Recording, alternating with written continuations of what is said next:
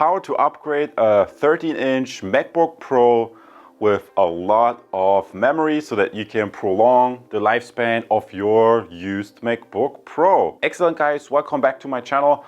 What I'm going to do today, I'm going to take this used MacBook Pro and upgrade it with memory, because when that was delivered, it only came with 4 gigabytes of DDR3 memory. And as you can see, the graphics card seems to use that memory as well, so it appears to be a shared memory, and that's why, in my opinion, it's an excellent idea to put some more memory into this MacBook Pro. That way you prolong the lifespan and get out a better performance. And as you may know from my other videos, usually I always have the introductory part. This is what you're watching right now.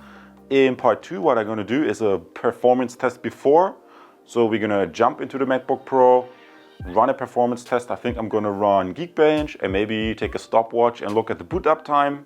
And then we're going to see the performance data. And after I do that, in part 2B, I'm going to open up the MacBook Pro. Obviously, after having used this for many years, it probably deserves the cleaning. So I'm going to show you the internals and how to clean that. Then we're going to put in the memory, and then in part 3, we're going to do an after. So you have a nice before and after. And again, I'm going to run the Geekbench test and stop the startup time. So that way you get a good orientation, what performance gains you can get when putting in more memory into your machine. And for today's upgrade, I got some Corsair memory, the Mac memory.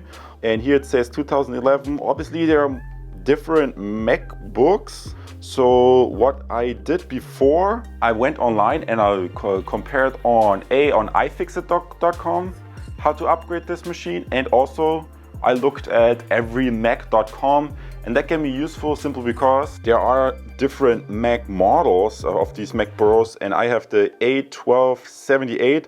And you want to make sure you just take out your box and look which exact model you have, and then you put that into one of these websites. I mean, if you want, you can also just Google it, but I would double check, because not all the MacBook Pro models are the same. Obviously, when you look at the entire Mac sales, I think the least Macs that are sold are like these Tower Mac Pros or these cylindrical ones. Then comes the iMacs. And the most sales actually are these MacBooks, like MacBook Air and MacBook Pro. So the portable side of the business, I think Apple sells the most. So when I looked online, that seems to be where there's the most change going on.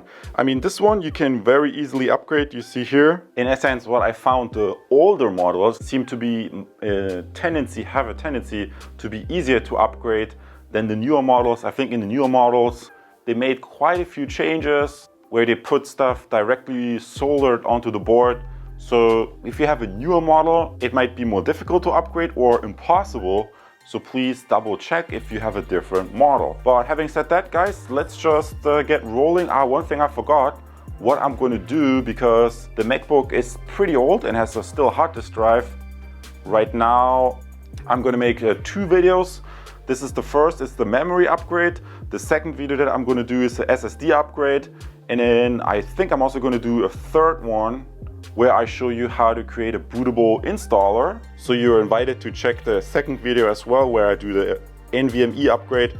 Obviously, the combination of upgrading the memory and putting it in an NVMe will also deliver much better performance and be a night and day difference. And then if you want, in a third video, I'm going to show you how to create a bootable USB install stick. That can be quite handy if maybe you have several machines. I usually like to have one USB stick with the macOS lying around, so if I ever want to do a reinstall or a fresh install, I can do that very easily with the stick. That way I only have to download the operating system once, and then I can quickly install from that stick. So that's going to be in video 3. But without further ado, guys, this concludes the introductory part. Let's just get rolling, jump into the computer and do a performance test before, and then put the new memory in and then do a performance check after. So let's get rolling, guys. And guys, I prepped the startup test. I have the MacBook Pro here with a stopwatch. So right now we have the stock 4 GB and the hard disk drive. Let's see what difference it makes if we upgrade the memory. So that's the stock configuration startup time. And yeah, I mean, it has gotten really slow in the past. I remember that with the old operating system, it once was faster, but I don't know whether it was since Sierra or High Sierra.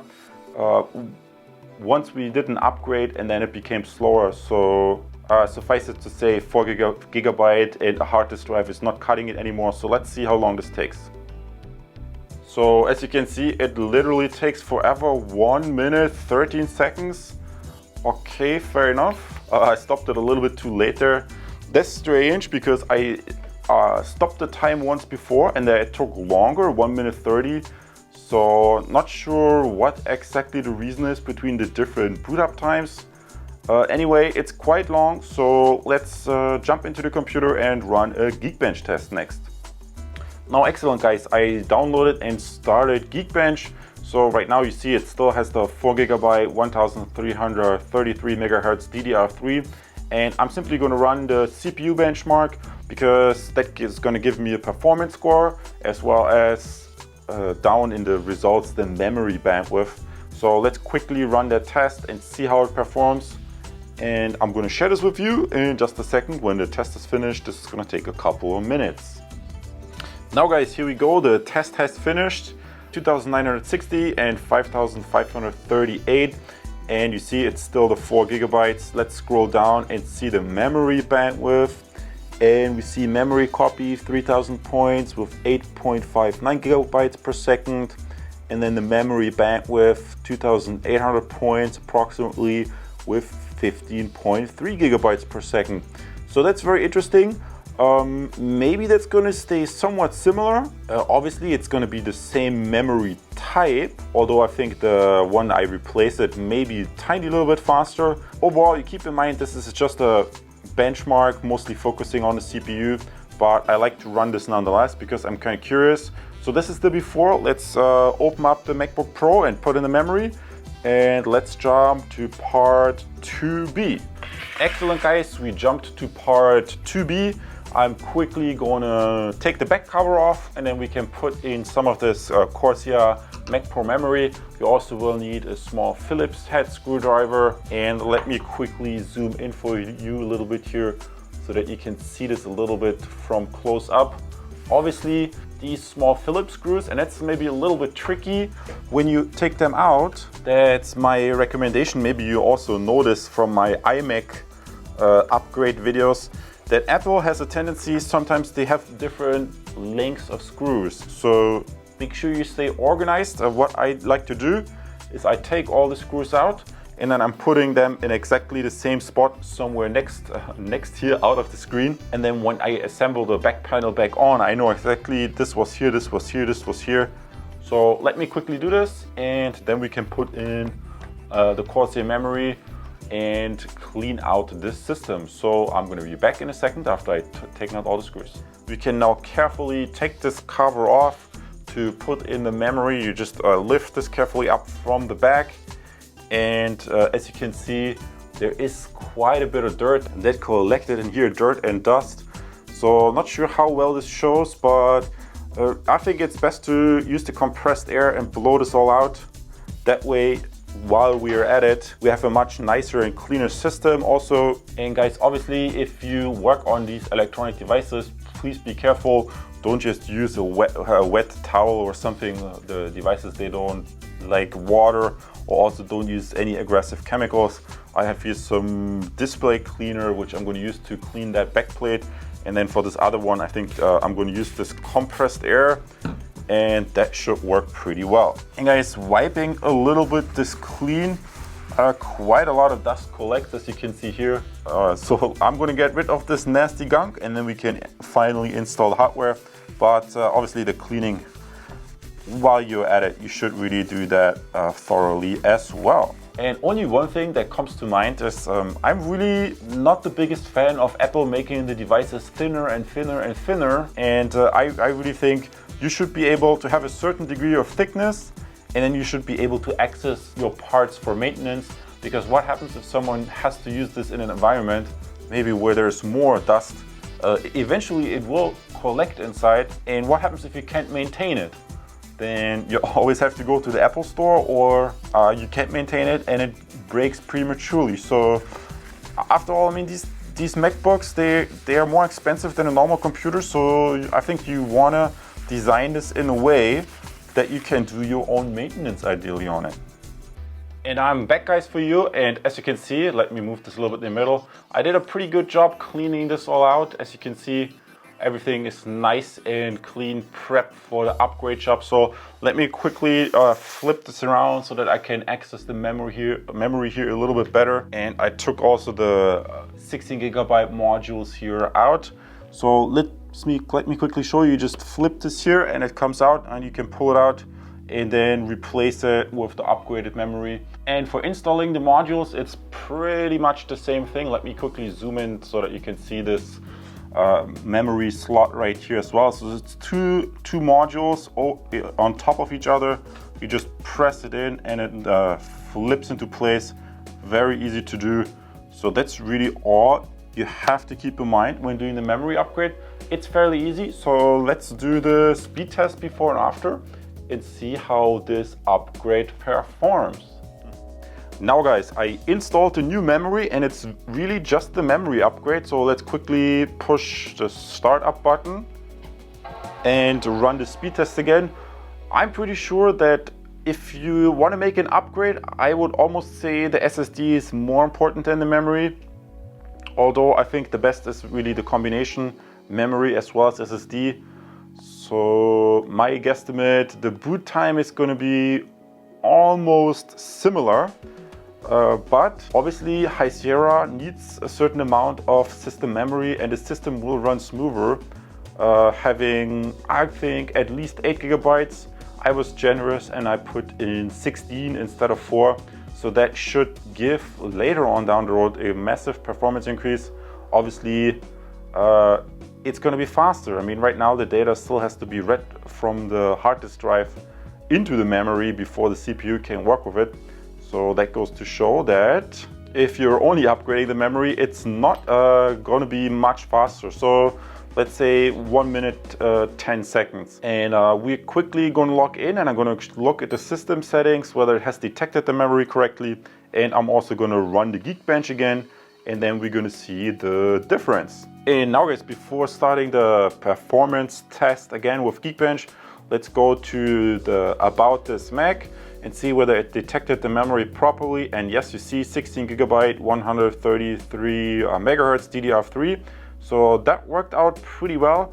And usually 4 gigabyte is a little bit slim, 8 gigabyte is okay, but 16 gigabyte gives you a little bit more breathing room, especially when working with bigger files. So let's open up Geekbench and quickly run the CPU benchmark.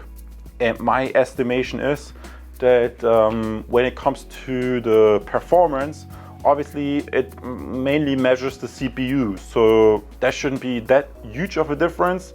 And the old memory, I put in here the 2 gigabyte model, so in total 4. Obviously it's also DDR3. So just because you put in bigger memory, which basically gives you more space, doesn't mean the memory bandwidth, so the bandwidth between the memory and the CPU increases. So that should also be relatively similar, but obviously if you're using the system and you have more space, the memory doesn't run out. It doesn't have to kick out data out of the memory and read it again from the hard disk drive. So that just makes life a little bit easier on the system. And also in part 2, we're going to put in the SSD, and I think that's going to be the perfect combination, because SSD as well as the memory, that should really make the biggest difference. Yeah, if you have a fast SSD combined with the 16 gigabytes of memory, if you want to edit the occasional video, even on an older machine, it should work relatively okay. And that's what I'm trying to do. So let's wait until the benchmark is finished and then look at the results. So the test has finished, and like I predicted, the CPU score didn't change as much. So that's not going to be affected that big in a major way by the memory. So, but that doesn't really say much about, let's say you want to use it for editing an occasional YouTube video on the go. And here is the memory copy and the memory bandwidth. Again, it's both DDR3 modules, so since it's the same memory type, the bandwidth is relatively similar. Now, it would be different if let's say you would have only in one memory module and it's like a 2-channel CPU. So you gotta make sure if you upgrade a computer system, you're aware some CPUs, let's say in the Mac Pro 4.1 and 5.1, the Xeon CPUs, they for example have 3-channel ones.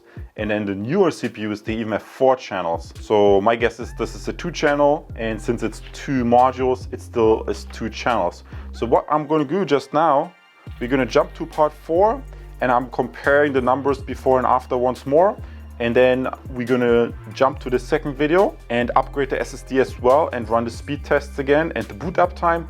And then we should get the best performance. So let's jump to part 4, summary and conclusion. Very good. This concludes the memory upgrade of the 13-inch MacBook Pro from 2011 with the 16GB modules.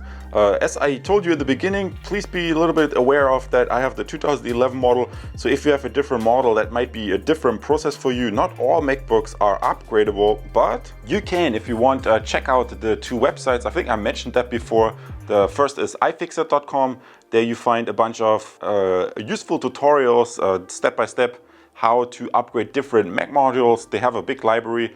And then everymac.com can also be useful to compare the specs if you have a different MacBook, because like I think I also mentioned before, that the products that Apple sells the most are actually these portable devices, and that's why you have this very high product, I would almost say, variability. They have just more models in this mobile lineup, and then not as many models in the iMac lineup, and then when you come to the Pro models, you have the least variety. So I think that's simply due to the amount of products they sell. At least I think that's how it was in the past. Maybe they try to change that. Right now, obviously, the less variety you have, the more economy of scale you have, the more profitable you can produce these devices. And that keeps shareholders and hopefully customers happy, as well as the government that wants to come swooping in with the tax man. Guys, I digress. The point is, the memory upgrade is fairly easy to do and it's nice to have to extend the lifetime of your MacBook. If you, despite my tutorial, are not sure how to do it, I mean, you are sure how to do it, you have seen it, but maybe you have a relative or someone you know and trust that is kind of handy with these kind of computer things, then talk to someone you know, maybe they help you out. In any case, I'm excited you have tuned in. Performance-wise and boot up-wise, it was not that much of a difference. It's kind of almost the same, but obviously in the day-to-day tasks, that's not really reflected in the benchmarks that well. The data can be read from your drive, whether it's hard disk drive or solid state, into the memory, and it just can be kept there, as opposed to the operating system or the applications have to throw out stuff off the memory when it's too short. After all, you went from 4 to 16 gigabytes. That gives you a lot of breathing room. Usually with 8 gigabytes, the system runs pretty okay, but it's always nice to have a little bit more headroom. I see you in the next video, or videos I should say. In video number 2, I'm gonna install the solid state disk drive, and in video number 3, I'm going to show you how to create a bootable USB stick, because if you don't have the bootable USB stick and you put in an SSD, you always get this gray window. I can show this to you here with this question mark. So that's basically when there's nothing on your drive. So you want to be a little bit cautious when you upgrade, but that's what people watch my videos for, so that they can inform themselves before they go through the process and order parts. Awesome for tuning in. Let's jump to video number 2. I see you as a subscriber, and in the next video if you like. All the best to you. Take care. So in this first video we upgraded the memory, and as you remember, this is a tutorial series where I compare the used MacBook Pro upgraded against the brand new one from 2019 with the stock configuration. And up next we're gonna upgrade the SSD to 500 GB in the old used MacBook Pro. And then I'm gonna do a few more steps, as you can see in the video description, and then we're gonna run a performance benchmark against the brand new one.